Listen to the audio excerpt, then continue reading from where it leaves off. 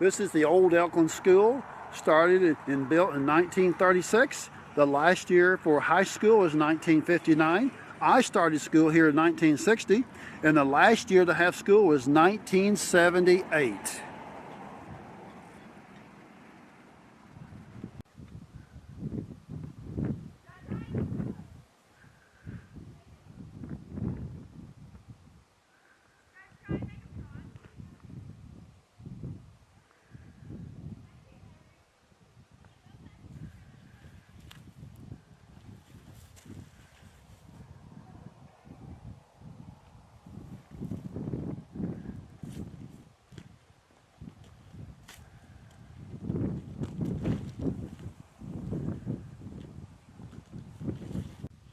Hi, I'm Roger. On behalf of Frontier Theater, we're going to talk about old-fashioned schools during the 60s at this time.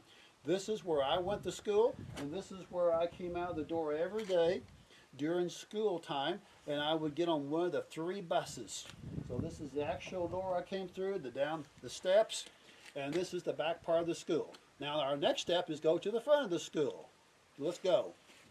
You see that big room right there, the big tall windows? That's where I went to 1st and 2nd grade. And you see the second set of big windows, that's the 3rd and 4th grade. We had one teacher for every 2 grades in my school. It was fun. I learned a whole lot. We had really good teachers. Got in trouble once in a while. Yep, I even got a paddling a couple times, and I deserved them. But had a whole bunch of fun and had nice kids, and it was a great time. Thank you. Howdy doody, I'm back again, Roger, on behalf of Frontier Theater, and we're talking about old-fashioned schools, about when I personally went to school. Going to school then was a whole lot different. I don't know how in the world I was able to do it, but you see this desk? I was able to cram my big old body inside this little desk. When I was a kid, I actually bought this at a public sale when they had them for sale. So this is the very best I used when I was in school. The desk itself had a hole in it. Kids before me would actually write with feather. Some of the kids, when they went to school, actually had a slate. Not too many, but most did not. But everybody had their big chief tablet. And they cost about 15 cents each. We learned how to do our ABCs and writing and cursive and printing and our math and our 3 R's and all that good stuff.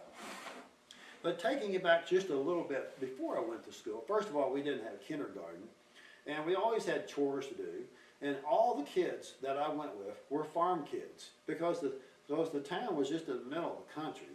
You had hogs to slop, you had eggs to gather, you had cows to milk, you had cows to get up, or trap lines to run, and so everybody was a farm kid, and going to school sometimes having a little stinking like a pig, or one couple of times some of the kids had smelled like a skunk, because even after you spray and take a bath, you still smell like a skunk for a while. You can smell it, you really can.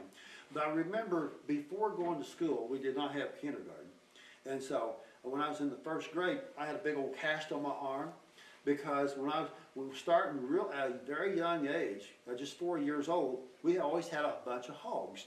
And so it was my job to go out to the hog pen and take a big old bucket, fill it up with corn cobs after the hogs would eat all the corn off the cob, and then climb over a fence and then take them to the house so we could start the fire. Well, one day I did that, the pigs got after me, and I had to jump over the fence real quick, and when I fell over the fence, I broke my elbow in 2 places. Oh, to this day, that was horrible. The bone was actually sticking through the skin, and it was a horrible break. And I cried, and I went to the house, our old house, and my mother saw it, and of course, you didn't have ambulances or anything like that. She put me in the old car and took me there, and the old doctor put me in front of this thing. Oh, it was hurt. You don't have any idea having your bone stuck in through it. You go like this, and oh, you know. And then finally, she went ahead and took me on to the big city, and there the wonderful doctor put me to sleep and operated on me and put my arm back together, and I woke up in excruciating pain, and But I had this big old cast on me, and then after several months, I finally got the cast off, and it took me a full year before I could ever I could move my arm. But see, I was born left-handed, but when I went to school, I learned how to do my stuff right-handed. So this day, I do things kind of both ways because I'm all mixed up. But that's one little deal. And then, once you got to school, I was always a pretty active little booger, and I did not like to sit still too well. But I remember the teacher having a big old paddle front, and she said, "Now, boys and girls, I want you to do what I tell you to. There's no getting up and running around. You don't go to the bathroom. You don't get a drink of water. You don't do this. You don't do that. You sit there in your seat until I tell you what you can do." Well, I disobeyed. First time, she's nice, get back in your seat. Second time, come here, bend over, wacko, sit back down. I told you to stay in your seat. Yes, ma'am. Yeah! So I got back in my seat and I sat down, and I think maybe one other time I disobeyed and I got another whack, and I deserved it, of course. And so, anyway, I learned how to do my homework on the Big Chief tablet and what have you, and I never will forget, she'd always have a prayer every day, and this little song we used to sing, God answered prayers in the morning, He answered prayers at noon, answered prayer in the evening. I remember doing that, believe it or not. And which is true. I mean, that's what she did do. And let's see. Oh, when we went to lunch, she always taught us respect, to respect the girls. They always come first. So all the girls would get to eat their lunch first, and when we went to the lunchroom, and then the boys would get behind the girls, but the girls always went first. Always went first. And then every Friday was spelling test day. Before lunch, and if you missed one of your words, then you would write it 15 minutes while the other kids was outside doing homework or outside doing recess after lunch. So every once in a while I'd have to be inside, with other kids writing their words 15 times. And if you didn't write them 15 times, then you'd get a paddling. I mean, then you still did it. I mean, it's just discipline. And I remember the little boys, you had your shirt tails in, and you always dressed very respectful. The ladies, very professional. And then I had one man teacher for the 7th and 8th grade. Always wore a tie, a collared shirt.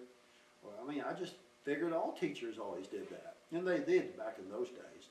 No, this colored hair. And I didn't even hear the word drug until I was probably in the 7th or 8th grade, which still didn't know what it was.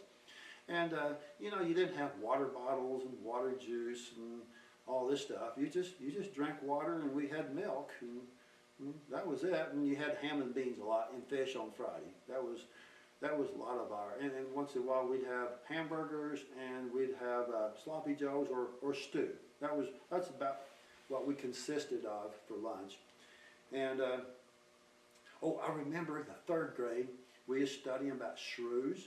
And so it just so happened I went home and I was in the barn doing my chores, and I found a shrew.